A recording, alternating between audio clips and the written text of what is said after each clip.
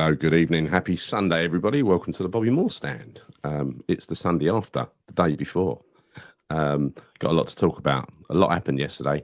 We got the protest to cover, the game itself, which was memorable as usual. Graham Potter and his future, the runners and riders, as we see them. And yeah, that's it. So, Chris, Martyn, how are you doing, Chris? I'll go you first tonight. Go on. Oh, that's very kind of you. Yeah, I'm good. I'm actually good, all things considered. I think I'm in an okay place actually. Kind of expected a loss yesterday, so I think we all did. I don't think that necessarily has really kind of got me down. But yeah, no, the protests are really good. It was good to be a part of that as well. So you got to take the positives, right? And I think yeah, that was a statement for me yesterday, I'm sure. And yeah, you know, it's the start of many more things to come. So no, it was a good day yesterday, mate. Yeah, very good. How are you? How are you? You all right? Oh yeah, I'm all good. I'm all good. Just getting over me cold still, really. So I was fucked when I got home last night. Really, really knackered, and went out cat hunting and found one. Yeah, of course you did. Yeah, big old Penfold. Maine Coon, great big cat. Who is to be named Penfold No, by me and Martyn? It's a girl, as if it could be named Penfold. And talking of Penfold, that has led me. The hurt from that has led me to start looking seriously into laser eye surgery. So see what you've done, LX. You see what you did, right? Oh, There was a guy yesterday, Gal. There was a guy yesterday. He came up to me. And he was like, "Oh, yeah, I really like the channel. Really like the channel." He goes, "Where's Gary?" And I went, "Gary." And obviously you were kind of walking behind me somewhere. Yeah. He goes, "No, not Gary." He goes, "What's his name? What's his name again?" And I was like, "Martyn." He goes, "No, not Martyn." And he goes, "Penfold." I was like, "That's it. Yeah, no, he's just, Fuck off. That's the one that you were winding me up with yesterday. Go away. You telling him. No, honestly, the fella come. It weren't me. I didn't instigate anything, and he's just behind there. And I think he comes. He goes, "You're right, Penfold." Didn't he? if there's any consolation, I keep getting sent pictures of bald celebrities on my socials. I've had like right I've said seen Fred. I've seen that. You also had that fella from the Crystal Maze, didn't you? Yeah, that was Brian? it. Yeah, I saw that the other Brian. day. Yeah. I know. What can you say? You know, I mean, geez, It's all about the fun. One of the funnier comments was from the cat yesterday who we met, who's usually in the chat. I think she's in the chat now. When she said, "You look so different. You look so different in the flesh." And don't take this the wrong way, but you don't look as bald in the flesh. Yeah, I know. I got to be pleased with that comment, haven't you? Nice to meet you, Cat, by the way. By the way, one comment I found particularly upsetting was Kez, who came up and she sort of honed in on Chris after speaking to me, and she said, "I love you on YouTube and everything else." And then it's like out of embarrassment, she turned around to me and said, "Oh, you're all right as well." It's like, oh, brilliant. Yeah, right, cheers, yeah, whatever. It's good yesterday. Met loads of fans of the show. It's good to see them face to face. Yeah, really good. How was your weekend, Martyn, other than that? Well, I'm just about running on empty. It was Danielle's birthday today, my other half. So yeah. Well, it was her birthday on Friday, sorry. So we've had a weekend of celebrating, and I've tried to fit the protest and West Ham game in the middle of it. And it's been quite hard, but I'm on low batteries, but good enough to do a show tonight. Happy birthday. Happy birthday to Danielle. It's been she like the Queen. She gets like 2 birthdays because she had one Friday and one yesterday, didn't she? It carries on. We'll probably still be celebrating tonight. I'll come off this show and there'll be some sort of celebration downstairs. Good, as it should be. As it should be. So just a little teaser to start with, because look, I don't know before we get on with the actual show, I don't know what's meant by this at all, but this was put out on Instagram by Ampika, David Sullivan's girlfriend. Oh, right? Scarface. She likens him to Scarface. For those of you the uninitiated, that's Al Capone. oh my God. Now, the only thing that most of us know about Al Capone is he did a lot of bad things. I won't list it out, but he did a lot of bad things. Mafia boss. Ended up getting locked up. Evaded the law for many, many, many, many years. Evaded justice and ended up getting locked up for something like tax evasion, where he died of a sexually transmitted disease, I think. Oh, that's interesting. That's very interesting, isn't it? Yeah. Wow. So maybe she's a fortune teller as well, Gal. When you sent that screenshot to me earlier on today, I couldn't quite believe it. I couldn't. So I went onto my Instagram to try and find Ampika, and I found her profile, and I started going through it, and honestly, man, I don't know if you've seen it or not, but good Lord, seriously. Not to, yeah. She's clearly one of them gold digging type of women or whatever. I've got no No, problem with that. You don't think she fancies him? No, look, I've got no problem with it, particularly when it comes to Sullivan. Fleece him for every single penny he's got, because why not? But Yeah, honestly, some of the Vic, go on. pictures though, mate, like honestly, they make me feel a bit sick. If you haven't seen her profile, check it out, because there was one that I managed to come across, and she's basically, I think it's Sullivan with his chest out, right, with his man, and I think Pika's laying on his chest, I think it was. Oh no! And he's and they're on a yacht somewhere. Oh. And I just felt compelled to just keep scrolling through this profile, and it just made me feel a little bit sick. So yeah, if you want to see what Sullivan's up to in his spare time and how he's spending his money, look on her profile, because invariably most of his money's probably going on her right now. It really reminds me of Mrs. Merton, who once asked Debbie McGee, "What did you see in the millionaire Paul Daniels?" Yeah, it's quite similar. yeah. So yeah, that was interesting. Little treat for you. I thought I'd keep you up to date. So let's talk about the protest, and we've got lots of video footage, but I ain't going to play a ton of video one after the other. What I do is I sort of tease them in throughout the show, right? If I can work this out, because I want to get Chris. The files are so damn huge. You sent me 4K files, right? So well done, Chris. Bloody 4K. Right. Well, go big or go home, mate. I thought it'd be better to get nice quality images. Well, I think you're right, Chris. I think you're right. But let me just open one of them up, right? Let me open one of them up and then try to share that and then see what happens, yeah? And then if that don't work, I'll give up. Hopefully your machine doesn't explode due to the size of it, but give it a bash. Yeah, mate. You never know. But I think if I go for where is it? Protest videos, Chrome tab. They are numbered, Gal. 1, 2, 3, and 4. It's quite straightforward. I know. One comes first, I'm pretty sure. Then it's 2. I think if I share this one, to share with audio, you got to share a tab in a. I'll give up on that. Look, we'll sort it out another time. Right? Oh, it was me scrabbling around, taking it off of my. And you gave me like 20 minutes notice, didn't you? 20 minutes notice. A man with your abilities, I'm sure, would have had no problem getting out. I could share the video without the audio at the moment. That's where I'm at, right? So, other than that, I have to do something else, which is going to take time. So anyway, let's move on. Let's move on. The protest was amazing. What they were looking for, Hammers United, was 2,000 to 2,500 as a first turnout, because with protests like this, it's a long road, and it takes lots and lots of different events and different protests to build up momentum. And yesterday, I think even the Bald Stooge using AI said there was 3,500 to 4,000 people there. It was well attended, very well attended, and I think I know for a fact there were some people who were a bit worried. They didn't go. They were a bit worried because they thought it might turn a bit nasty. It was the antithesis of that, right? It was a really happy, like a carnival occasion there. We saw, countless people came up and said hello. It was really, really nice. Even people on the way down on the train from Romford to Stratford, there was this guy who, again, I didn't get his name, I'm crappy names, but he came down and, and he hasn't been to a game at that new stadium. He's an Upton Park fan. And that's exactly the sort of people we need to get back to support this protest, as well as the ones that go to games, because you're still a West Ham fan, whether Upton Park's there or not. You're still a West Ham fan, like we were saying the other day. They can't take that away. So don't think you're not just because you don't go to the new games. You're every bit as valid. Your opinion, your voice is every bit as valid, because they stole that Upton Park Stadium from you and us. Yeah.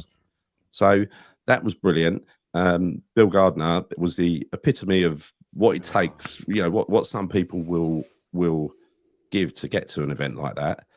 He was in quite a bad way yesterday. He was quite ill, Bill, and he watched our shows as well. So he made it there. And I sort of said to him, after hearing what he had to say, I said, bloody hell, I'm surprised you got here. And he said, well, I was always going to get here, wasn't I?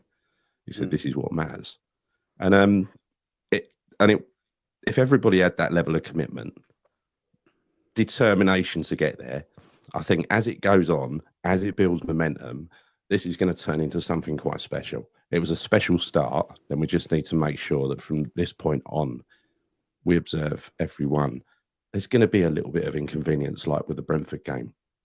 I don't like the idea of not going to a game, but I'm going to do it. and more people are telling me now they're going to do it as well.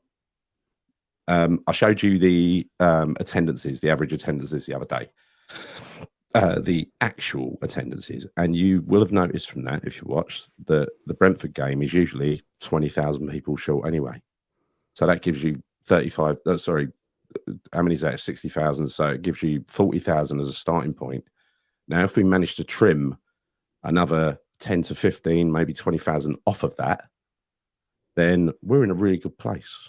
It's going to look empty. Yeah. We come up with all sorts of different creative things going forward to ramp this up and make it look good, especially on TV for live games. All right, so stick with it. Look out for updates. Thanks to everybody that went yesterday.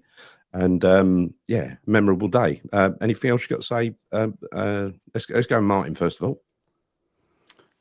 Much of the same, really. Like travelling in, I kept bumping into people that were saying thank you for highlighting it, and they watched the show. I walked into the Carpenters and people were offering me drinks and things. I was really trying to remember someone's name. He come and sat with me and had a really good chat with me. I'm really sorry. He says he watches every show, so put a comment up. I think it began with D, but he was like really kind about the channel and everything. But unfortunately, I've forgotten his name. But that's awful, Martyn. That's awful. This is the thing. I've always spoke to a lot of people on Saturday. A lot of people. Every time someone comes up and says hello, they're always lovely. They're always nice, right? You're always welcome to come up and say hello. How about you, Chris? What do you take from it? Yeah, I mean, I've kind of pointed out a couple of points. I've pointed out some points already, but no, it was. I thought it was fantastic, right? As the first kind of major protest against the board. I know we've had some before, of course, but no, I thought it was brilliant. I thought it was really, really good, and it was a friendly protest. There was no trouble or anything like that. I didn't expect there would be, which was great. You know, what you got there was essentially probably in the region of about 3,500 fans. You know, really passionate fans that turned up and basically wanted to have their voice heard, and I think that will. You know, I think it will. There was some, you know, as you guys already pointed out, some really nice people that I met yesterday that were. Actually, there's one that I will call out in particular because it was when I was walking from Stratford. I was coming out out of Westfields and I was coming up to meet you two. Yeah. And I was just talking to my boy, and this fella came up to me and he said, "Oh, it's Chris from the Bob Morstan." I was like, "Yeah." And he said, "Oh, really love your channel." He goes, "I'm actually here today because of, I think, your video that I watched the other day." And I was like, "Oh, really?" Like, you know, and I was really kind of like quite overwhelmed by it. And I said, "Well, what was that?" And he said, "I think it was the one where you were referring to those that have, you know, since gone, you know, people that we used to go to games with," and it really kind of hit a bit of a nerve. And, you know, he's got a season ticket, but yeah, he turned up 3 hours early just to go to that protest. And for me, look, one person, I'm sure, I mean, I'd like to think there was more people that were kind of influenced to go to this as a result of what we've been saying, as well as all of the other channels have been saying. Yeah, but you know, just one person sometimes is a win, right? They all add up, and I think it makes sense to a lot of people. And that one kind of, I mean, it's lovely. I met some really nice people yesterday all day, but that one in particular, and I think his name was Reg. I actually remember names, Martyn, you know, unless I might have got that wrong, but I think his name was Reg. But you know who you are. He watches the channel, but no, he went there, and I think he was going there for his legacy, you know, his family that he went to games with. And for me, honestly, mate, that's kind of what it was all about yesterday. A big part of it was what it was all about for me. And yeah, it was great. You know, it was really, really good. And you know, the funny thing is, I think I said this to you guys yesterday, I wasn't even thinking about the game at all. No. Like the first time I've ever gone to a game and not even thought about the game. There's only until the protest finished, I was like, oh, we've got a game to go to now. Yeah, when we got the lineups, I was like, I started to think about it a bit, but that wasn't my concern traveling up there. It's a really weird feeling on the train and that. It just, it's quite an emotional day, really. A lot of old school hammers. Really was. Really was. Yeah, it was really nice to see. And then Simon Brewer came along and joined us, met you two for the first time. He was, you know, definitely all up for this. And so he was good company. But yeah, it's been a bit of a wind up, but yeah, good company. Well, he targeted you. He targeted you to start with, but you know, you got over it. You know. Well, to be fair, like I said earlier, I had Bill Gardner protecting me, so you know that's all right. Yeah, I know. He stepped in. That's something to mention as well. When Bill Gardner came right up by the press, and he was standing with Paul Colburn, wasn't he? And all the crowd sung his name and everything. I loved that. It's brilliant. It's brilliant. But I know he's probably remembered for things that we don't really want to associate with, but beneath all that is pure West Ham passion, and like it's a love that man will never give up. Like you said, he's made his way there. An Yeah, absolute 100%. I've said this before. We had 4 seats in the old Bobby Moore lower for the whole time it was there, right? And we had Paul was at the end, my cousin. I was second. My dad was third. Pat, my uncle, was fourth, and then Bill sat next to Pat, and he got on really well with Pat. My dad is a similar sort of generation, but always had a chat with him and everything else. But one thing you notice about him is he was always the first one there and the last one to leave. And he went to see the kids play. He's obsessed with West Ham. He genuinely loves West Ham. Yeah. Nobody loves West Ham more than him. So, the fact that he made such a bloody effort yesterday is huge, absolutely huge. There's a lot of people that made the effort as well, right? I mean, honestly, some of the people that were traveling specifically just for that protest, not even going to the game, traveling miles, like miles and miles. There was a couple of people I spoke to, and I think they were coming from up north somewhere. I can't remember the name of the place. But yeah, just for that. I think kind of says it all. It really does. Let me just say one thing. Sorry, go on, Martyn. Oh, I was just going to say, I spoke to some people that was their first time they'd ever come to that stadium. Was for that protest on Saturday, and that's powerful. Yes, yeah. Absolutely, it is. Absolutely, it is. And look, there's a couple of things I want to say here as well, because I hope the fan channels don't make people feel bad if they decide to go. No, it's your choice. You've got to be wholeheartedly behind this protest if you want to get rid of them, or you're not, right?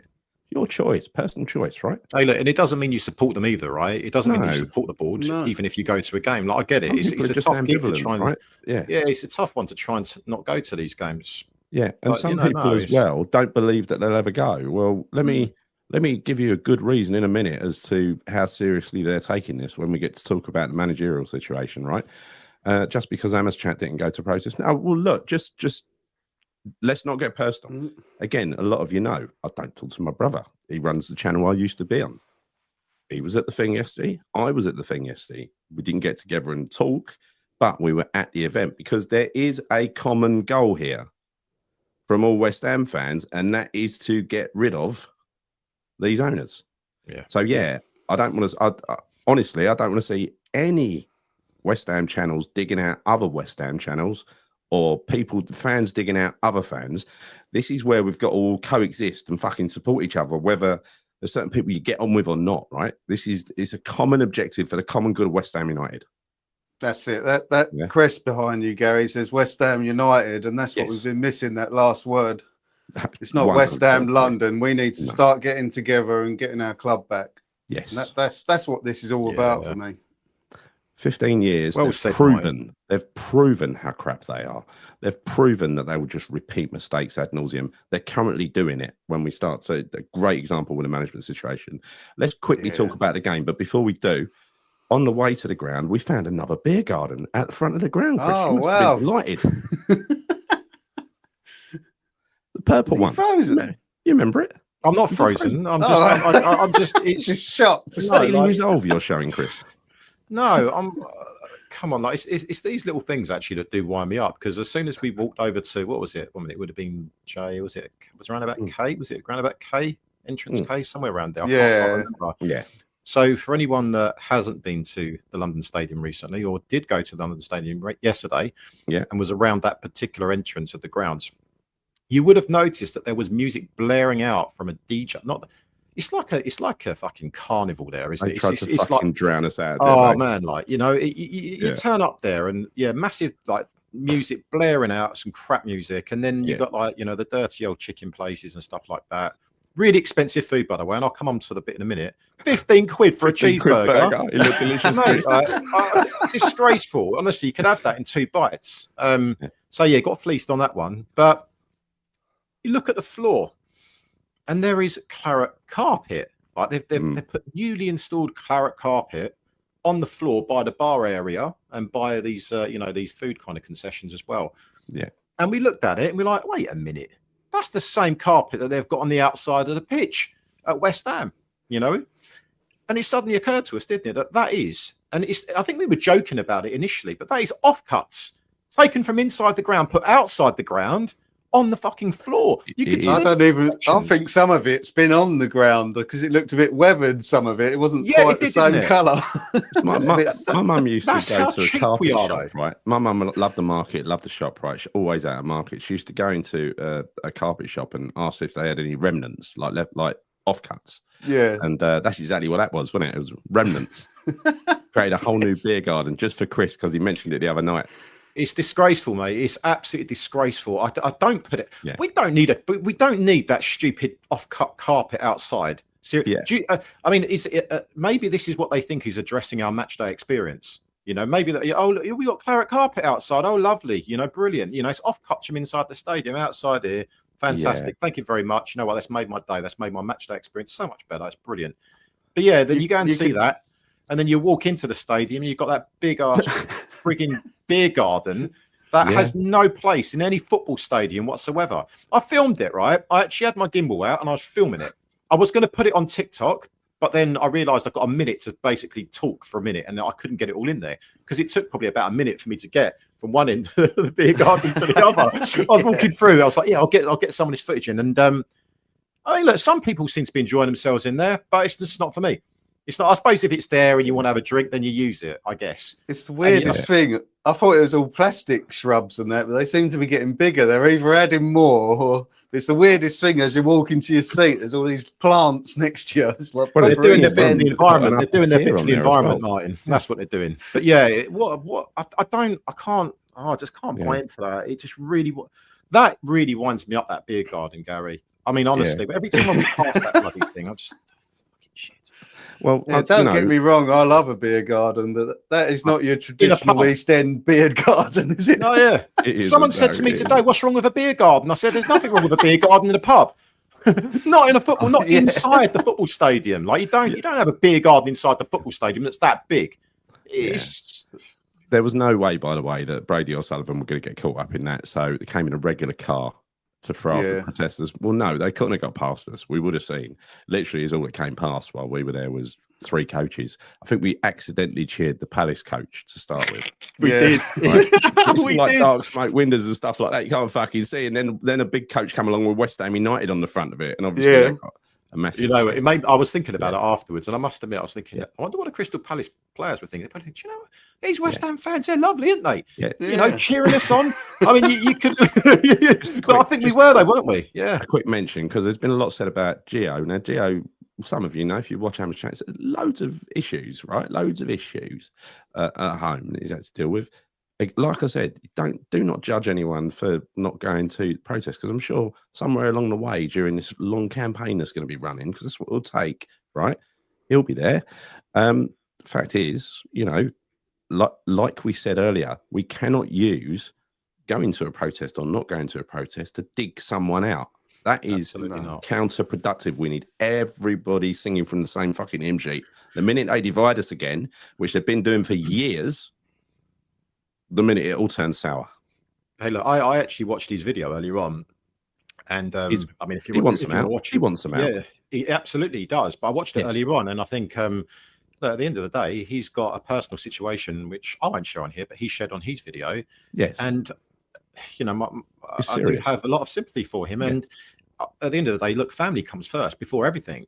100%. And so, yeah, you can't dig out a guy like that. Anyone in the chat or anything like, where are they? And I guess, look, for those that didn't know about it, then maybe it would be understandable. But when you do understand what he's been going through, after me watching his video, I certainly do. And for me, it's a no-brainer. You got to do what's right for you and for your family, you know, and that is the most important thing. So we got when we were coming out the tunnel, walking along with the people yesterday, Alex, one of the other TikTokers, came on as well. He suddenly appeared at the side of us, didn't he? Yeah, I think he was in the Crossed Hammers march that came from the station, and then he saw us, and then he sort of tagged along, didn't he? And it's good. And you shoved the camera in his. You shoved the camera in his boat race, didn't you, Martyn? That footage is brilliant. I need to go through all the footage properly and do a bit of a vlog. We've not really met before, but bang, here's the camera in your face. You're right. It reminded me of what I do when I do my vlogs, but the difference is that I know the people that I do it in front of. I just joke around. That is how you get the natural reaction. You don't want sort of a staged reaction, do you? You want that real reaction. I do the natural reaction, but I don't think I could genuinely. I mean, fair play to you, Martyn, just shoving the camera into his face like. But I'd kind of need to know people to a certain degree before I'm like, right, bang, here we go. Do you know what I mean? I did walk with him for a while and have a chat with him. It wasn't the first time I met him. Right, no, he's a nice guy. I spoke to him earlier as well. Lovely bloke. Yeah. Lovely bloke. So let's talk about the game. To our surprise, Ward Prowse was in the starting lineup again. Oh God. Areola was back in goal, deservedly so. Wilson started up front, I suppose, because Souček was banned, first of a 3-game ban, and Magassa was on the bench. So that was it, wasn't it? That was the team news. And inside the first 8 minutes, they had 4 corners. And this is what I said before the game, right? I said the other day, I predicted 2-1 the other day. I take no pleasure in being absolutely right, Chris, by the way. I take no pleasure in that. I just want you to know. Here we go again. Right? It's another accurate prediction from me, but I take nothing from it. All right, 2-1. I predicted they would score from their 5th corner. As it turned out, they scored from their 6th. So I was slightly inaccurate. But so you got it wrong, is what you're saying, Gary. You got it wrong. Corner, yeah. The number of corners, yes, I did. But it was so bloody obvious, right? So bloody obvious. Yeah, I had a look through the games, right? So this is our Premier League games. So we go back to Sunderland. We conceded 2 goals from 2 deep crosses into the box. Yeah. The Chelsea game was 3 corners, 3 goals conceded. Spurs was 1 corner, 1 deep cross into the box. Palace 1 corner, 1 deep cross. It's continuous. Everyone knows that we're rubbish at defending that ball, apart from our manager. and the thing is, with Premier League teams, you only have to do that wrong, show a weakness once. By the following week, other clubs are honing in on it. So whoever we play now, every week they're going to do this to us. So I don't see where it goes from here. But anyway, we let the first goal in, which was a cheap corner, number 6. We surprisingly, I didn't even see the bloody goal, Chris. Were you in your seat, you two, when we scored? Well, when Bowen scored. I saw the goals. I saw the goals, mate. Yeah. I know it was a corner. I saw him nod it in. That was about it. Yeah, it was good. That was a good period for about 15, 20 minutes. We actually looked like we was playing, and I thought, well, hold on a minute. We're going to come back into this because Palace weren't that good anyway. They didn't have to play that well to beat us. No, they were pretty bang on average, and that's the annoying thing about it. Because if you look at that first half, it was a bit of a nothing game. I think probably. Well, I mean, 1-0 was probably a fair reflection of the first half. I think Palace did edge it in some respects, but it was a boring game. It was a very boring game. But then when you go 18 shots on goal versus our 8, and we had 1 meaningful shot on goal. Yeah, so they deserve to be ahead. They deserve to be ahead, but we had nothing in the final third, did we? Really, I just didn't see anything, and I didn't necessarily feel confident that we looked like scoring a goal. I just didn't.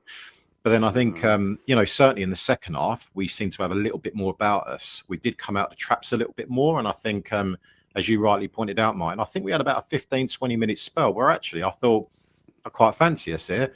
Obviously, Bowen grabs the goal. It was a lovely, lovely little header. And then we had a few good chances. We did. But rather annoyingly, it came to the wrong person.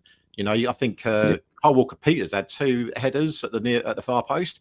You're like, of anyone you want to get their head on the end of the ball, it wouldn't be him because it's the smallest geezer on the pitch. So that was a little bit frustrating. I think Paqueta had one which was kind of heading in. It might have gone wide.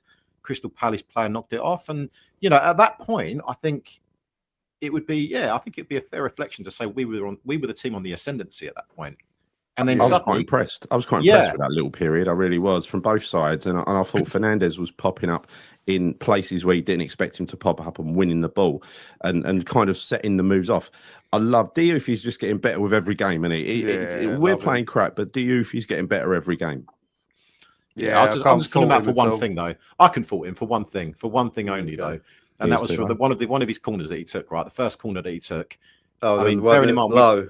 Well, we loaded the far post, didn't we? Right. And he Yeah. just tried He to. hit And the he just first didn't even. man. He hit the first man, but I mean, you say hit the first man, it probably hit his shin pads. I was like, Yeah, I know. what's he doing? That was You a know, mistake, though. He made aside up for from that. he made up for it. He got an assist, and yeah, to my point, right. So we had that 20-minute spell, and my personal opinion is I think that Crystal Palace grabbed the winner against the run of play at that particular moment of the game. But once they grabbed that winner, after that point in time, it was done. It was done, and we didn't really look close to scoring. We tried to. I mean, we stuck Mavropanos up front for a little bit, didn't we, to try and win the aerial duels and what have you? But he looked like a rabbit caught in headlights. He was all over the shop. Paquette was essentially playing as a centre half at one point when we had Mavropanos playing further forward. And it was game over, mate. I mean, I couldn't see us. I just could not see us getting anything out of that game. Once Crystal Palace scored, couldn't see it. It could not see it. Yeah. Why did he take Fernandes off as well? Well, you've got to ask him that, Martin. We don't know. We don't know. It's like him saying, right, what's going to piss fans off the most? I know. I'll take the player off to have had a decent game and looks like he's kind of kicking off a few attacks by winning the ball and doing what he's supposed to. I'm going to replace James Ward-Prowse, who, all right, he put in a good shift yesterday, Ward-Prowse. He always does. But that's where it ends. So with Ward-Prowse, he's always going to earn half marks. He's never going to get any more than half marks. Right? It just doesn't do enough. Shift and that's it, right? Gary, can I just put this chat up here for a second? Super chat here from the Big Friendly C, 499. Thank you very much. Really appreciate it. I can't stand to watch West Ham United any longer. I rely on channels like this to keep me going. Thanks for everything you all do. Really, really appreciate it. Honestly, it really is. Thank you. We find these sessions quite cathartic, and we hope that it's like therapy. We hope it's like a therapy session for anyone that joins. We should change the name of the channel actually, Gal. But no, thank you. The Big Friendly C, it's very much appreciated. Thank you. I've always found it like that, right? Talking about football with West Ham people the day after, it's always once you've got the anger out system and everything else, it's always actually pretty good thing to do. I couldn't understand why he went off, and I definitely couldn't understand why JWP is the first name on the team sheet and he plays 90 minutes every single week. I think he must have something. I know we all joke about it, but he's got photos. He's got photos. I don't know, mate, but it's weird, isn't it? It is actually weird. And I think when he made those substitutions, I think there was a lot of people around me that were really annoyed that Somerville came off, but I could actually understand why he did. I mean, he was a bright spark. He took a knock. Yeah, but also, even if he hadn't taken a knock, bearing in mind the guy's only just been coming back from a long-term injury, so we have to use him. You have to be a bit careful with him, not play 90 minutes. So I got that one. Guilherme was ineffective to replace him, in all honesty. He did. But I think I must say though, JWP stand on the pitch is just an absolute farce. That being said, of course, I think Magassa, and I hate to say this, but he didn't have a good day yesterday. He was terrible. He was terrible when he came on, but he wasn't last week, right? The one thing I noticed when Magassa came on is the first position he went in was in advance of JWP, and I'm sort of thinking, what's happening there? Because he's the CDM. And he made a few mistakes, and then he pulled him back to kind of the left side. And again, it's not his position. If you're going to buy a CDM, for God's sake, use him as a CDM. Yeah, exactly that. I don't think they've dealt with it well. They've brought him in, and it hasn't given him any confidence. He's drip-fed minutes here and there, and he probably come there thinking he was going to start. My view is really superior to yours now over there, right? Because I'm really close, and I get a really close-up view. Firstly, of Glasner, and Glasner is like perpetual motion. He's directing that team for 90 minutes, right? Doesn't stop. And they're looking over to him, and he's just telling them where to go, what to do. He's like, he doesn't stop for 90 minutes. But one thing I noticed from our substitutes yesterday was he looked like he cut a real isolated figure, Magassa. He looked down. He looked miserable. He just looked like, well, he didn't look like he did last time he came on, right? It's like someone needs to adopt him, embrace him, bring him into the team, Yeah. So I don't know if you could read that much into body language. What do you reckon? I don't know. I don't necessarily. I wouldn't necessarily agree and say his body language was off. I just feel that he didn't have a good game. I just when he was off the pitch. I mean, he looked like off the pitch. Okay. Yeah, because they were warming up, and he was separate from the other players, and he just looked fucking miserable and like really sad sort of thing, right? And the others were all having a laugh together, and then the others all walked off, left him, and he just followed behind, looking miserable, right? So I mean, just it wonder does what's happen though, happening. Gal. Sometimes those players will come out and warm up before the other players. So once they've gone, he's still got to warm up on his own side. I don't know. Oh yeah, You could look maybe a little bit too much into that. I don't know, but regardless, he still had a bit of an off game. I'm not saying he's a bad player. I think we need to give him time, But I think for anyone coming into that West Ham team right now, it's a difficult situation to be in because we're not playing well collectively. We're not. And so if you're going to come into midfield and you're going to be lining up again with JWP, I mean, Christ, I feel sorry for anyone being in that situation. I do. Yeah.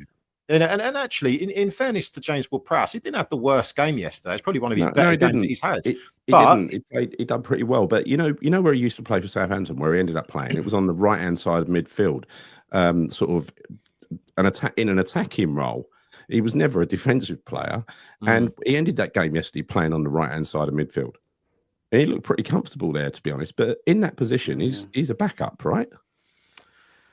Well, I think he's had his day, Gal, and he's not a Premier League player anymore. He's a Championship player at best. And I think the only reason why Potter plays him is because, okay, his passing's relatively decent. He's relatively composed, but it's not that hard when you're playing it backwards and sideways every single game. So it's not risky passes, is it? Nah, and we need someone who's going to take the game by the scruff of the neck and try and get that ball forward rather than playing it backwards and sideways all the time. And whilst we talk about play, and actually one thing I did take from yesterday's game, and I don't know if you guys saw this as well, is that I feel that we're incredibly slow in terms of moving the ball. And there's one player I'm going to call out, actually, and that'll be Max Kilman, because whenever he gets the ball, it's like he takes one touch, two touch, then he passes it, right? It's all very, very slow. Yeah. And I'm just thinking sometimes, like, you can see the path that he needs to make, right? Play the diagonal, you can see your fullback over there or, your left back. But it takes too long with the ball.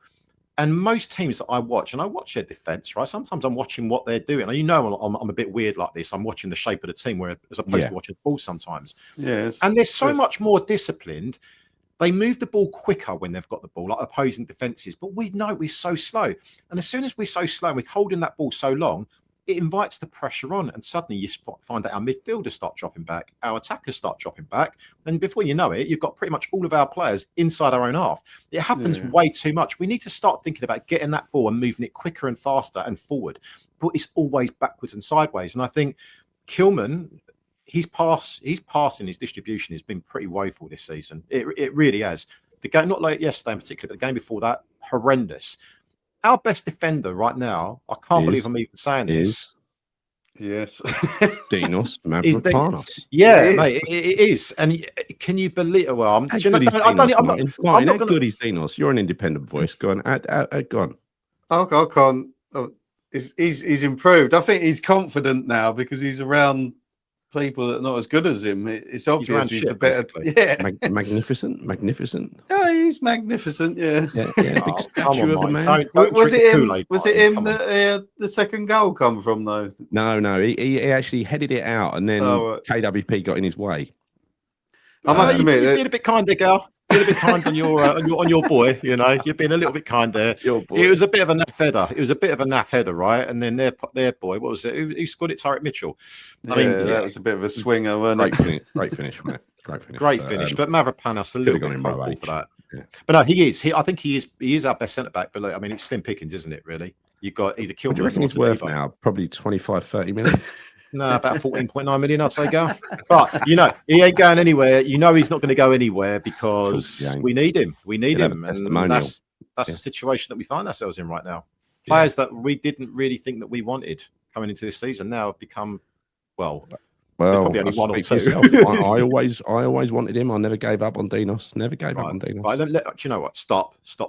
I'm going to go and trawl back through hours and hours of footage that we've done over the last year or so. And at the beginning, very complimentary about Mavropanos. Then at the latter stages, no, you don't. Sorry, Gary, you need to hear this, one or two where I weakened, one or two shows. No, you went to town on him as well. Yes, you bloody well did. You did, but you still said, but I still think we'll get over 15 million for him. That's the only thing that you said. But now you're going back and saying, no, he's brilliant. He's always been. No, he hasn't. He's done all right. How many games we into the season? He's not been a game changer for us, has he? Well, without his headers, best of a bad bunch. Without his clearing headers, we would have been 4-0 down at half time against Spurs. Cool, yeah. And the same yesterday. He is literally the only defensive player when it comes to headers, it seems. Yeah, that's true. He is, because we have no one that can head the bloody ball in defence. No, we don't. No. Yeah, apart from Dinos. So, Graham Potter. I mean, he's like I said at the beginning of the season, I would give him I'd wipe the slate clean and let him start again. But really, letting him do that has only made his record look worse. So when we look at his all-in record of 25 Premier League games, because if we did it over this season, it'd be 20% win rate, right? If we do it over his entire period, it's 24%. Avram Grant was 31%. Pellegrini even was 37%. And he's won only 2 games in the Premier League at home. And that is less than Glasner. I saw Gio add this stat earlier. 3 games Glasner has won at home in London Stadium. Sorry, away at London Stadium, whereas Potter's only won 2. Obviously, one of them was with Frankfurt. We remember that painful night. But he must love coming there, Glasner. He must love it. I think most away teams do, because they see it as a neutral ground. They don't see it as, oh my gosh, this is going to be a bit difficult. We're going to be playing against a real tough crowd here today. They don't. And I saw it in the Palace team. It looked like they didn't even have to play well to win. I can sense that this is an easy game. That's what people are coming there for now. Well, teams just get a little lead and then they put their feet up and start passing the ball around, don't they? Yeah. Look at Spurs. Look at Chelsea. They were just they properly took their foot off the gas when they took the lead, didn't they? They knew we weren't coming back. Where is the pride, Martyn? I mean, where is the pride in our team? You know, to wear that shirt, have that badge on their chest. Where is it? Because I don't see it. I don't see it whatsoever. You know, you can say every now and again, yeah, so-and-so's playing all right, so-and-so's playing all right. But collectively, I have not seen this for so long now. You know, that pride to have the West Ham crest on their chest, going out there and working 100%. Because as I've said so many times, that's all we expect as West Ham supporters. We just expect that they go out there and it's work rate. Work rate, endeavour, giving it 110% and coming off of that pitch knowing you've given it your all. But honestly, I think these guys, they can walk off the pitch and think, you know, I've still got loads of energy left. I'll do what I need. And it's not acceptable. It's really not acceptable. And do you know what? It pains me to say this, but I watched City Arsenal before this. And Declan Rice, my God, what a player he is. It's like he comes all the way back into defence. He begs for the ball off the defence and then he passes. Like every pass is like creating the forward movement. But we know he's like that. He was like that. I know, but and I don't think, I mean, he was like that with us. You know, he was like that. He was shielding the defence, right? He was getting the ball forward. He was, you know, you always felt comfortable with him sitting there, didn't you? Always. Yeah, but it's amazing. We don't have that anymore. We do not have that anymore, but we do not have players in our team with the same mentality as Declan Rice. Forget about ability, but mentality, we don't. Yeah. You know, yeah, no, you're exactly right. Mentality, people that will work their absolute backsides off to make sure we can try and get result, you know, really reel the troops in to make sure that collectively we can go out there and compete. Yeah. But we don't have that. It's like you've got so many players that have their edge dropped and they might have the odd moment here or there, but it's almost like, you must have seen the video that Mark Noble when he's talking to a bunch of youngsters at West Ham. Yeah, it's brilliant. Wear the badge. Yeah, it's brilliant, isn't it? Right. But I want to hear, I want that in the first team. I want to hear that. I want to see that in the first team. I want to see everything what Mark Noble is preaching to the youngsters. I want to see the pros doing that, but we don't see it. I'm sorry, we do not see it. So we don't. But basically, those stats, the way the team are trying or not trying, they're giving it a little go, aren't they? And as soon as it goes wrong, it's feet up. They just look disappointed, down, beaten. It gives you know Potter is going now. He's definitely going. A manager cannot survive a 24% win rate. He can't. We know Sullivan is going to fire him. We know he's been interviewing Nuno. We've also heard that Nuno's not interested because guess what? Sullivan wants someone short term until the summer, pulling the same stroke again, right? This is another example of terrible, terrible ownership. And you know what else he's going to do? You know when the next protest is? This is what I meant by this is how important the protests are. When is the next protest? Brentford, October 20th. That is our next home game, which we're going to be boycotting, right? He will appoint a manager that week to try and control 100%. The news cycle.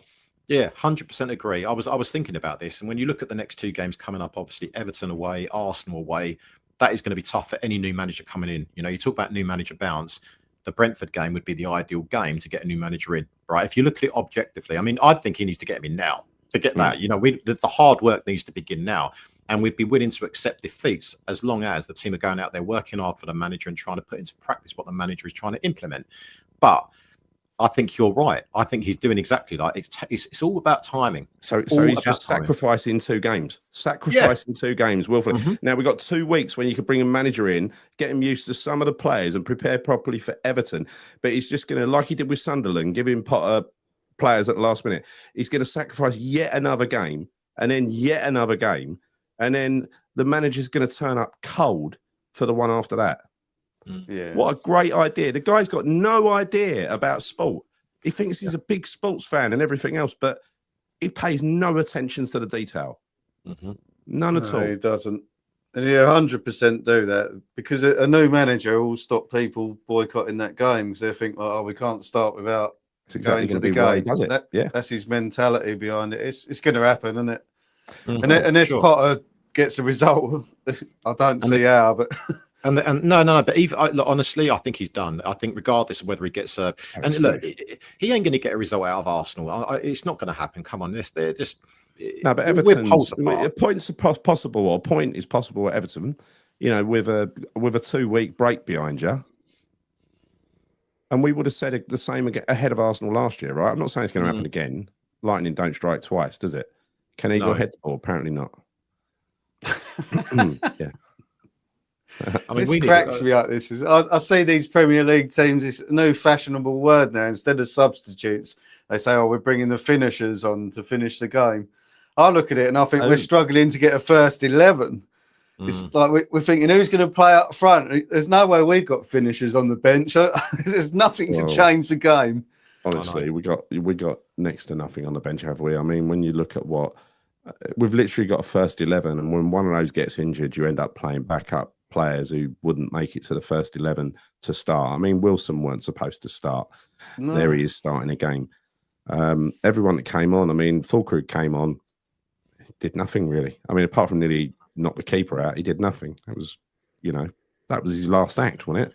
I think it's extremely worrying because even if we do bring a new manager in, all we're seeing, again, is a rinse and repeat situation.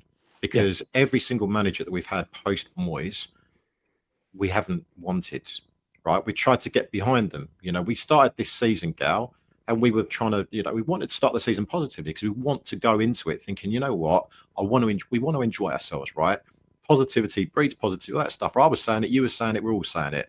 But I think, look, we realise what the situation is now, but there was nothing wrong in being positive about it. But what's happening once again is getting rid of a dying manager. No, I saw that one. Getting rid of a dying manager and replacing him with another manager. And I think Nuno is just basically Moyes 2.0.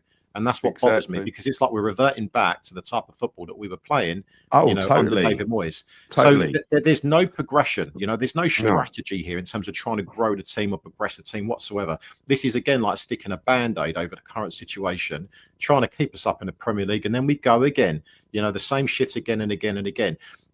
It's just really concerning. And you talk about Nuno not wanting to come to West Ham, which is what I understand the situation to be as well, based on the contract and the terms he's been offered. Who else out there would be a viable option for us right now that realistically would want to join West Ham? Answers on a postcard, because I'd love to know. Who do you think is an option? Martyn, who do you think? Managers talk to each other, right? Managers talk to each other. There's a managers union, right? They're going to be whisper about what a pleasure it is to work for these people, right? Now, I know there are certain big characters who've managed it, and that is, Sam Allardyce and David Moyes. But even both of those were arguably screwed over. Whether you supported Moyes or not, that last season was terrible. And the first season where he got fired and then brought back, terrible. Allardyce, the way he got binned off in the end at Christmas, absolutely bloody terrible. So it doesn't really matter. All I say is, I don't think Gary O'Neill's... He got fired by Wolves for failing. He wasn't a big enough character really for Wolves. He did good to start with for about, I think, 10, 15 games, didn't he? Yeah, no, he did. Yeah. He done all right for a short period of time.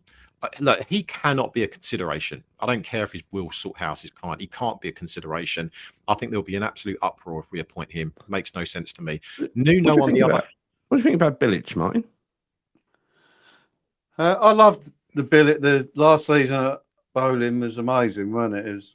But I do think that coincided with Allardyce having a well-drilled defence and everything, and he just he took over and added Lanzini, Antonio, Payet, obviously. And it worked for a season, but it started to fall apart, I think, like defensively. And yeah, but it did. But I think Bilic was hung out to dry on this one. And yeah, I mean, it's because when we moved to the stadium, we had a season at Upton Park, final season. I think we were always going to try and end that season on the high because it was such a big thing to leave that stadium, such a wrench. Yeah. So you knew the players were going to give it their all. But I think when you went into the London Stadium, couple of dynamics that we had to get used to. One, playing in a new environment, right? A pitch and a football stadium that was not suited for football. But then the second thing was the players that we actually, signed that summer. We spoke about it on whenever it was, Thursday, Friday. They were all fucking championship level players, if that. Yeah. They were awful. So, Bilic had a real tough gig there, because I don't believe that half of those players, and I'd love to actually know who signed those players, I don't think they were Bilic signings. I think the only one that you could say was a Bilic signing going into the London Stadium was probably someone like Gökhan Toure, which was a disaster, let's be honest. But that was a loan. But all of those other players, when you look at like Harvard Neudveit, or you look at people like Faguli, Jonathan Kaleri, Faguli, I don't believe they were all Bilic signings. I think these were typical David Sullivan signings. I think they were bargain Sullivan signings, and I think basically he's done the same. He did the same trick back then to Bilic because he wanted him gone. He never really liked Bilic. Bilic was there as a patsy to appease the fans, to keep us happy, make no noise, just enjoy the stadium, the end of the season, enjoy the closing ceremony, move down the road, and then sack Bilic as quickly as possible by not backing him, making him fail. Which I'm not saying that's entirely what he's done to Potter, because I think Potter would have failed anyway, but he would have had a better chance had he bought some better quality players in. Of course, any manager would, right? I've for sure. Got serious doubts about him. I've got serious doubts. Like Martyn said there, I kind of agree with what you said. Having said that, I don't think Bilic would have got us fired or got us relegated then. I think it was far too early to sack him. It's just that they decided to do it because they didn't want him anymore. And they did the same to Pellegrini. He wouldn't have got us relegated either. But they wanted Moyes back in so desperately that they got rid. I can't believe that bloody O'Neill is a salt-ass client. Oh, isn't a salt-ass client. Oh, well done, Simon. Cheers. Weak from the chaff. So, 7 managed under Sullivan's 15 years, but 11 in all of our history. Yes, absolutely. They've ruined everything, including how many managers we had. I was always proud of that, like how few managers we'd ever had. Yeah, me too. I mean, in fairness, though, football has changed, though, Gal, and it's not just West Ham doing that. Yeah. Every team's doing it. It's like, it's so much more cutthroat than it used to be. Managers do not have as much time as they used to. O'Neill, like Andy says here, O'Neill was like a one-trick pony, and as soon as that trick ran out, he didn't know where to go. Right? Bilic has now got a really big beard, and ever since he's had that beard, I'm not saying it's related, by the way, but ever since he's had that beard, he's been a miserable failure. Maybe if he shaved off the beard and went back to old Slav, but he's failed miserably wherever he's been since then. Yeah. I mean, you look at it, what's the answer then? What's the answer? What's the answer? Bilic not Bilic, not Nuno. Happiness for a while because we like him. Who's the answer? Well, I say there is only one answer, and that is to go and pay for a manager who is doing well at another club, be it Championship or be it bottom of the Premier, whatever. Go and get a manager who you think is going to be able to do the job at your club effectively. Right? Don't just look at the ones who are out of work and try to retrofit, try with a bit of sticky plaster. Oh, I'll give him a short-term deal, see how he does. We'll be relegated by then. This is where we're at. If you've got any reason to, like, why are we protesting against this board? Like, this is what we're in, a crisis situation on the pitch, and this is what our owner's doing. He's first of all looking for, he's got this thing, and he Premier League experience, out of work. And now we want someone who's willing to take a 6-month contract. It's absolutely ridiculous. If anyone believes that bloke is trying to correct our football team, he's not. There's other things at play all the time, isn't it? It's nothing to do with that football team on the pitch. Yeah, for sure. And, I hear what you were saying as well, Gary. But one thing I will also say is that with regards to any manager that may come in under Sullivan, it's always, for me, it's not going to work regardless, because we know the type of profile that he goes for, i.e. free transfers, ultimately, people that aren't going to cost us a penny to hire. And I think it's just a difficult job for any manager coming in to manage West Ham right now, bearing in mind the board that are so supposedly meant to be backing that manager. I think it's a tricky one because you could look at someone like Kieran McKenna, who's meant to be a young up and coming manager. Now, if he comes to West Ham, you've got to have like that personality, and you've got to have that attachment to the fans as well, right? This is something that we miss. And I think this is one of the reasons why some people are like, bring Bilic back, because Bilic kind of got West Ham and there was the relationship with the West Ham fans and Bilic. But if you look at any other manager that we've had since then, the characters, we've had none. You look at the Pellegrinis, you look at the Lopetegis, you look at the Potters, people that do not have that personality that resonates with the West Ham fans. Now, Kieran McKenna would have one heck of a job on his hands, but on top of that, he's also got to deal with an incompetent board that aren't really going to back him, right? Yeah. So I think it's a really, really tough one, which is why I always say, we've got all these players here, but what other manager can we bring in right now that can make a fundamental difference to our squad? And honestly, I think there are probably a few, but those few will not join West Ham because West Ham won't go for them because it will cost West Ham. But also some of those good managers, some of those up-and-coming managers won't want to work under that little twat.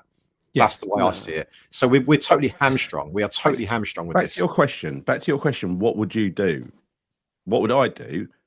Well, let's answer this question individually. What I would do is I would go and I would pay money to the Welsh FA to release Craig Bellamy, and I'd bring him to West Ham and give him a lot of money as a contract as well, because I'm sure he would be good. He gets the club. He understands the club. He's a vicious little git. He, I'm sure, would do really well for us as a wild card. But again, he's in employment, so there's no way that's going to happen. Who would you go for, Martyn? That's one of the best ideas I've heard. And I'd bring in like coaches like Noble and that around him as well. I'd do something like that. Because you look at Moyes' best period, it was when we had Stuart Pearce and Nolan next to him. And as soon as that started breaking apart, that is when the Moyes era sort of ended, really, wasn't it? I'll definitely have Nolan back involved. I really liked having him around the place. It was like as an off-field captain, you know what I mean? Someone who's really going to, because he knows what a dressing room should operate like to be effective. Yeah, it's that everyday attitude.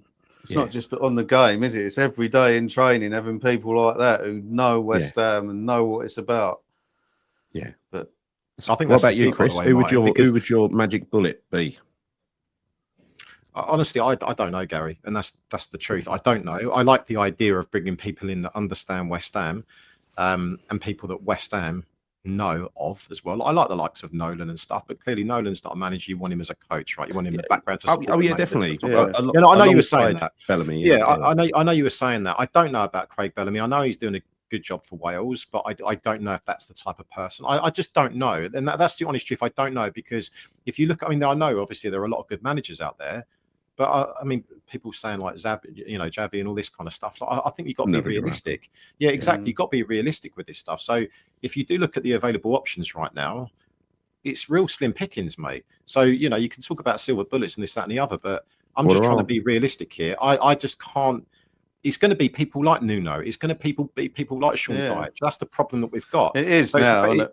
What are you going to work with? So if I was to look at it if I was going to look at that question in a different way, and you look at the real genuine options that we've got. So you say you've got Nuno and you've got Dyche, and so you've got Bilic, or alternatively, if we're going to go cheap, which invariably we will do, you're probably looking at promoting from within. And I've said this before, getting, the likes of Mark Robson, Stevie Potts, people that understand West Ham, are already part of the club, already integrated into the team, know the players, know the youth team, maybe getting them in for half a season, just to kind of patch things up a little bit could be an option. And maybe my preference, I know it's a huge gamble because they haven't got the experience, but at the same time, I think Nuno's a gamble as well. He's not the manager that we want at West Ham. He's not. He's not the. I just don't see that working. I'd love to be proven wrong if we get him. I looked at Nuno's track record. At Wolves, he was pretty decent. He had a very good season at Nottingham Forest, but it's a style of football is going to piss West Ham fans off, this, that, and the other. But I just don't think the dynamic is going to work there for me. I just don't think he's got the personality that we need. But we will buy into people that know West Ham. We will buy into people that have played for West Ham. And that, for me, we can get behind. And I think a lot of fans would get behind that. It reminds me a bit of when Trevor Brooking came in for an interim period. The fans were well up for that, weren't they? And he was so close to keeping us up. Yeah. But someone of that kind of ilk, with that kind of background of understanding West Ham would probably be an option for me rather than Nuno. I think they're going to balls it up, and we're going to end up getting relegated this year. I really do. Yeah. I was joking about getting relegated and having posh seats. Great view to see us get relegated last year. I'm starting to think it's going to come true, and getting rid of them is the only solution. I hope getting relegated helps with that that little game, because it's only going to lead to one thing, and that's selling everything saleable that we've got. I mean, God knows where we're going to be with them in charge. I just don't know. I just don't know, but because they're clueless, Scout, and for as long as they will be at West Ham, we are in real grave danger of being relegated. And I think this next appointment is absolutely key. If they get this one wrong, then we're absolutely screwed. Oh, this is last chance, Chris. This is last chance saloon. You don't get to appoint another manager, do you? No. It's like everyone's saying in there, like Palace and Brighton find all these managers and that. They do it at the right time. You can't go and do that now. Imagine trying to get Iriola and that out of their jobs. Can I just say one thing, though, Martyn? Yeah, one thing I will say about that. So you're right. Like, you know, the likes of Brighton and Fulham and all this, that, and the other. They've appointed good young managers that are up and coming. Okay, on that kind of upwards trajectory. But I think if you were to put one of those managers into West Ham, it is a different beast altogether. Because with all due respect to those other clubs, we are a bigger club. There are different types of expectations for sure. I think, and you've got, again, going back to my point, you've got to have that personality, you've got to have that charisma that can connect with the fans. I wonder whether they, and I wonder whether those types of managers, and I know they'll be good, but they're still kind of carving out, you know, their career at the moment. They're still learning, developing, and being at clubs like Fulham, like Brentford, is actually the ideal type of thing for them. So maybe in 2 years' time, then they'll be ready to play, you know, manage a club like West Ham. But if we would have taken them at the same time when, you know, the likes of Fulham or Brighton or whoever took those managers, I don't think we would have seen the same type of success that those other teams have seen with those managers. No, I'll take that point, but we won't get them now. Like we're a down step to them clubs. Yeah, we are. Yeah, that's the problem. If you could take a gamble on someone like that, it's got to be so he's got a whole summer to prepare. They can't do it now. It's just throwing a young manager into the fire, isn't it? This is the thing that bothers me: is relegation. If you bear in mind the financial situation, which we don't know, we're not privy to the whole picture. But if it ended in administration, it could be a Man City job, right? It could be starting in League Two. But again, we'll cross that bridge when we come to it. I'm not a fan of Nuno. I'm not a fan of his football. I'm really not. I'm not a fan of Sean Dyche's football, another candidate. Rafa Benitez probably plays the best football out of all of those, but at the same time, it's still quite dull. I'm not a fan of Rafa Benitez. He's had his day long ago, and Bilic has had his day as well. So we're looking at, and Gary O'Neill's definitely had his day. That's 5 candidates. None of them are turning me on. They're short-term, cheap fixes from, again, it's same old shit. Let's look at who's out of work. So would you rather, bearing that in mind, like I said just now, would you rather that we promote from within and take a punt on people? Well, I would for this 2-week period, definitely, right? Just to, I mean, yeah. What's the point in having Potter in charge for the next 2 games? What is the bloody point? No. Yeah. Do you know what annoyed me about? I watched Potter's interview, his post-match interview yesterday. Yeah. And it kind of felt like he didn't seem that stressed about it. Like, you know, typical textbook answers. I know that he had a bit of a cagey one with Moose when he said, "Oh, do you think can you still manage the team?" Or whatever, stupid question. But Potter didn't look that stressed to me. Like, you know, when we've seen managers gone by when they've got big old beard and they look fucked, they've not slept, all that kind of stuff. Potter looked pretty fresh to me. And I know people say it, and it might sound a little bit disrespectful, but Potter to me just reminds me of like a PE teacher. I mean, he really does. He does, and more, because I read these things, and then they're in your head, and you can't unread them, right? So somebody called him a middle manager or something like that, and you're sort of looking at it and you think, yeah, he is like a department head of some kind. You know what I mean? He's one that's got a PowerPoint presentation out. Yeah, he's our new geography teacher. I mean, that's what he kind of looks like, doesn't he? And yeah, I just feel like he's clueless. You know, he doesn't. I don't think he understands West Ham, Gary. He says the right things, but there's like kind of no substance, and there's no kind of. I don't know. It just doesn't feel. There's no emotion in his messaging, right? Exactly. None of it. And it's psychological as well. He's doing it to us. He's doing it to the players. He's trying to do that sort of like everything's all right. Don't worry about it in a weird sort of way, but. Yeah. He's probably still standing on the side of that pitch, like holding his face. He just stands there, doesn't he? I think, when you talk about those managers, again, like, the Brighton, the current Brighton managers, Bournemouth managers, Raiola, all those types of people, you look at Graham Potter at Brighton, and a lot of people have got mixed opinions on this and whether he was good or bad for them. I think he had a good spell for Brighton. He did, right? But I think Potter has basically kind of plateaued now. That was his level. He can manage clubs like that and take them to X level. You put him in a Chelsea, failed miserably. Big expectations at Chelsea. It took him 4 years to get there, though, Chris, with Brighton. Yeah. 4 seasons. It was on his 4th season where he started to succeed. I mean, he needs a tiny little project where he starts at the very bottom and he can build it over a long period of time. Like he did in Sweden, right? Yeah, definitely. And he's never going to get that time at West Ham. So, no. I don't think he was never the right appointment. I was all like, the way I always see this, and Gal, is that it doesn't matter who's appointed. Once they're appointed, I'm backing them 100% because we have to. We always have to get behind whoever's in charge. But now I'm at the point now. I'm done. We all were done with it, and he needs to go. I must admit, I'm really intrigued to see what the ball do now.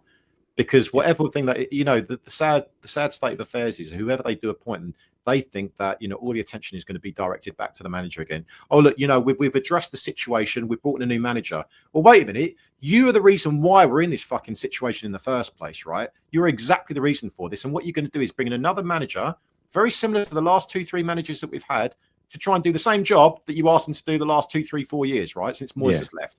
And it doesn't, it's like I say, it's rinse and repeat, and repeat. It's their fault. I think this is a very good observation. It doesn't have the passion or the fight. I think this is why ex-West Ham people tend to do well as West Ham managers quite often, because they get the club. And that's why I was pointing towards Bellamy. Bellamy thinks a hell of a lot of West Ham. In the brief time he was here, right? It did get us. If it wasn't for the injury, and he also thinks we're the most knowledgeable fans in football. Who? Craig Bellamy. He was asked who are the most knowledgeable football fans, and he's played for Liverpool, he's played for Newcastle. He said, without a doubt, West Ham United fans. He also left us after a season, Gal, to go to Manchester City, though, right? Yeah, but we had to sell players back then. Do you remember? We were in Stock. Yeah. But I remember when Kerbishley ended up suing the board for selling players from under his nose. Yeah, well, I think Bellamy pushed for that from memory. He pushed for that move. He wanted out of West Ham. He was here for such a short stint. Yeah, but anyway, I'd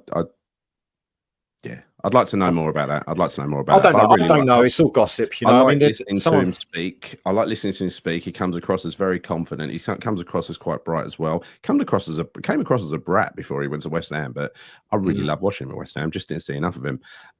What about that as a wild card? Chocolate man himself.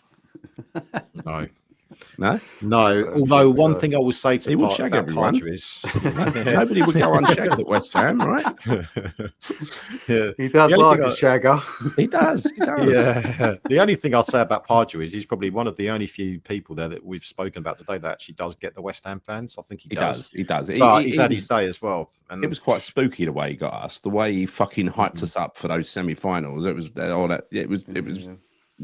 I've never heard Upton Park so loud as that semi-final against Ipswich, where everything scored. That was a great night, yeah. I mean, he did do a great job for West Ham. He did. But no, that was 20 years ago now, right? 21 years ago. Yeah, that's gone, I think. Something like that. 20 years ago now. Yeah, and then Curbs replaced him, didn't he, mid-season from memory? Yeah. It's crazy that we're even considering these people. What about him? Yeah, what about him? That's where we are. I know. It's awful, isn't it? I mean, I'm like Sam Allardyce's name's going to pop up. I heard someone might have been on the radio the other day saying, what about Harry Redknapp? I mean, Jesus Christ, Harry Redknapp. I mean, Harry Redknapp from 20 years ago, absolutely, yeah, loved it. If I'm being honest, this is who I would predict as well. Yeah, that probably end up. I've said that for a while now, haven't I? Yeah, because they love him. Brady and Sullivan love him. Well, let me tell you something, Gary. If they appointed him, Everton, because he was getting them relegated. Gary, if we appoint Sean Dyche, I can tell you now, these protests are going to fucking propel beyond belief. I can't. That is just going to fucking kick off, because I haven't even got the words for it. I've not even got the words for it. If we recruited Sean Dyche, This is the thing, isn't it? We say sack Potter, but I don't trust them to do anything that's going to benefit West Ham. It's They'll just get like it wrong. They always get it wrong. it could even be worse. Yeah. It could even What be about worse. Avram Grant? Should we bring him back as well? Let's throw his name into the Got a hat. Why better not? We're record throwing than everyone else Potter. in. Better record than Potter. Might as well. They loved him. They loved him. Yeah, look at Nuno and say, like, look what he done at Forest and everything. But if he thinks we've got a side that can replicate what Forest done, he's got another thing coming. We've got no like big man up front like Chris Wood. Not a good one anyway. Not someone who's going to score all them goals. Yeah. You've got the counter-attacking players like Somerville and things, but Christ, they were a defensive solid unit. Have we really got them defenders? Yeah. I mean, No, we don't. I'm sort of inclined to agree with Andy here. They are so uniquely uninspiring, those three names. It's like I would not look to go into football. I would not look forward to going to football in any way. Which is why, if they were the only options that we had, or promote from within, I'll take promote from within, and I'll get behind any West Ham people, people that understand the club. I'd rather get behind that than get behind Dyche, O'Neill, or Rafa. Couldn't do it. He beat us. I mean, I would have to do it, but I'd find it incredibly difficult. Amorim won yesterday with Man United. He's back on the tracks. I don't care. Sorry, Avram's dead. Yeah, I didn't know that. Did I didn't know that. I didn't know that. No, I didn't know that. R.I.P. Avram. I did not know that. I did not know that at all. It won't be gravel throat. I can't do Sean Dyche. No, you're pretty good at accents, but Sean Dyche is a very, very unique accent, mate. You go deeper. You need to smoke about 60 Benson and Edges. Come on. Before you're a season ticket holder at Everton. You got a lovely new stadium. I like Everton. I like Everton. Beautiful. It's shame.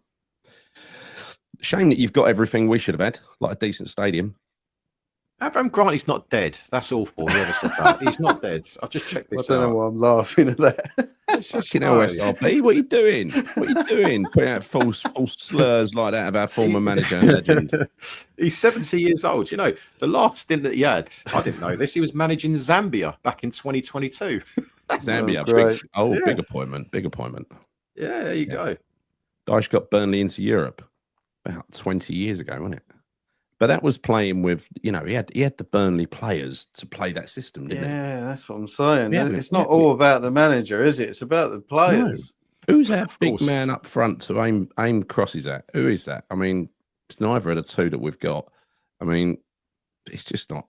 It's just. Well, they'll both be injured soon. Let's face it. Well, yeah. He went down a few times yesterday, didn't he? Wilson. No, he won't get injured because he's costing money, won't it?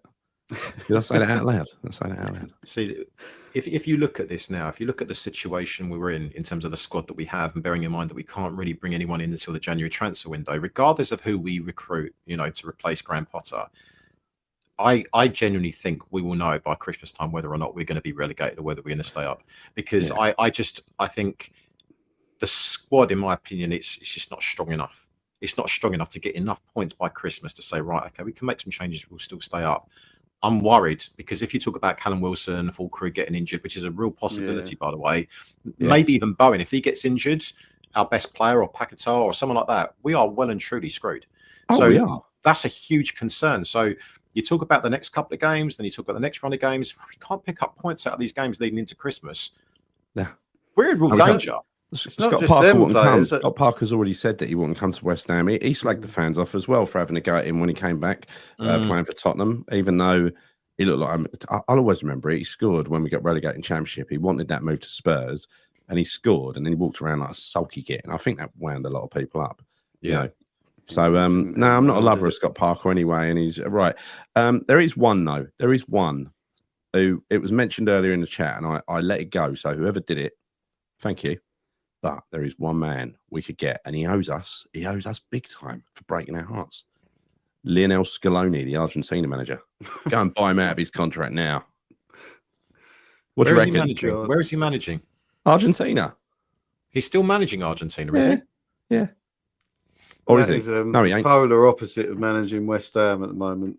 He doesn't really have to do much to manage that Argentina. Come on, he might have played for West Ham, but he clearly don't understand us. We wanted him to kick that ball out. We know what we wanted him to do. He might be at work. Hang on. What's he doing? I don't care. I don't want Scaloni, go. Who's he managing? He's retired. Yeah, perfect. His last couple was at Atalanta. Get him in. He's won a Coppa Italia. He's won everything, Chris. He goes straight on Sullivan's list, right? Straight on Sullivan's list. I reckon I don't know what to say about that one. Yeah, I'm honestly, I'm lost for words when it comes to replacements. I don't know what to say, and I think none of us really do. Let's just wait and see what happens over the course of next week. I think it's going to be a couple of weeks before we see a change. I do. Oh! I don't want to worry you, but this is who it could be. No, I don't think he'd take it. Former England manager. Yeah, Sullivan would love it, but I don't think he'd take it. For entertainment value, wouldn't you like Ian Holloway? I'd like Ian Holloway. The press conferences would be good. Yeah, that's where we've got to, is it? We don't care about the football now. You know what I mean? Don't care about the football, but we're all about the post-match and pre-match interviews. So we're all about the being entertained as we descend. Fucking hell, honestly, I don't know. Honestly, it's fucking shot in the dark with these guys. I don't know who the hell we're going to appoint. I've got no idea. We just have to wait and see. I would imagine that probably Nuno will join us and we'll offer him a long contract. It's probably going to be that, because if you look at all of those options, Nuno or Dyche or Bilic, I think Nuno would probably be the one that not the fans want, but would reluctantly choose over the other two. Yeah. And so the board will offer him maybe a slightly longer contract. That's what Scaloni's retired early at age 47. Why has he done that? He's definitely. Neil Warnock is out of work. What about Ron Atkinson? Big Ron. Liam Rossini, get him in.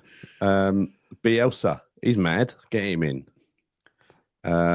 It'll be Lampard. The good one would have been Mourinho. It never would have happened, but Jose Mourinho would have been unbelievable, wouldn't it? Yeah. And last thing, right? Did you see the free kick that Soufal scored yesterday? Yeah, I did. Yeah. Deflected though. See, if it had been playing for us still, Will Prowse had been on that free kick. Yeah, that's it. Yeah. Soufal never scored for us, did he? No. Right. Can we just end this on a fucking high note? Because I feel like we always try and do this. High. Go on. What's going to do it? I don't know. But I can't. I feel like this. Don't get depressed, Chris. Don't get depressed. I kind of use this as my therapy session. He could do a job. Fuck off. This is not helping. This is not helping. What are you doing? Fuck off, Tony Pulis. What about Tony Mowbray? Let's fucking throw his hat in the ring as well. Honestly, who's the one with the white trainers? It's Pulis, isn't it? Oh, I don't. Yeah, it is with a baseball cap. Yeah. No. Can we just talking about fucking what managers we're going to get? Right. We're just going to have to fucking suck it and see. Right. That's where we are right now. I don't know anymore. I'm lost with it all, guys. I'm really lost with it. Let's stop talking about managers and let's just finish right on a high note and say, look, it's been the end of a really productive weekend. Yesterday was a fucking fantastic first protest in a long line of protests that are going to take different shapes and sizes. Made me proud to be a West Ham fan yesterday. And I look forward to the next whatever Hamish United, Andy and Paul have got planned. So you next, Martyn. Yeah, I'd say the same thing as well. Not forgetting Crossed Hammers as well. Chris Mills spoke to him yesterday. They're all putting in effort. Yeah, that was fantastic yesterday. I didn't even think about the football. I just sort of really focused on the protest. And then as we got in the ground and I got to my seat, I just had this sort of feeling on me, all the energy and life sucked out of me once again. I mean, the stadium was so empty yesterday as well. Do you see how many white seats were there? Yeah. I'd love to know what the real attendance was yesterday. I'd love to know, because I think that might be one of our worst. We'll get you soon. But Chris, final few words from you. Okay. Well, I'm not going to talk about the protest. I think we said enough about that.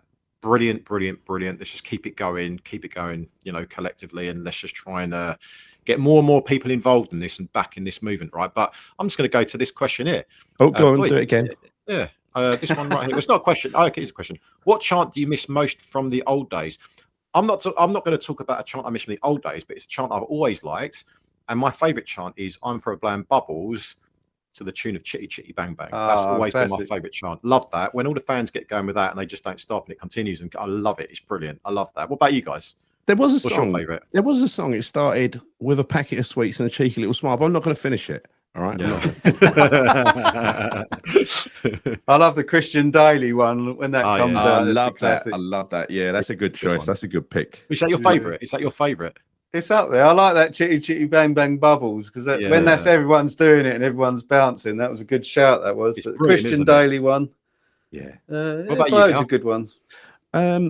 yeah, I do love the Christian Daly one, but there are too many. Hold on, you've caught me out with this one. Why can't you give me notice on this? Fred likes the Ludo one. He loves the Ludo one. I love the Ludo one. I do. There's so many that I like. I really like the Ludo one.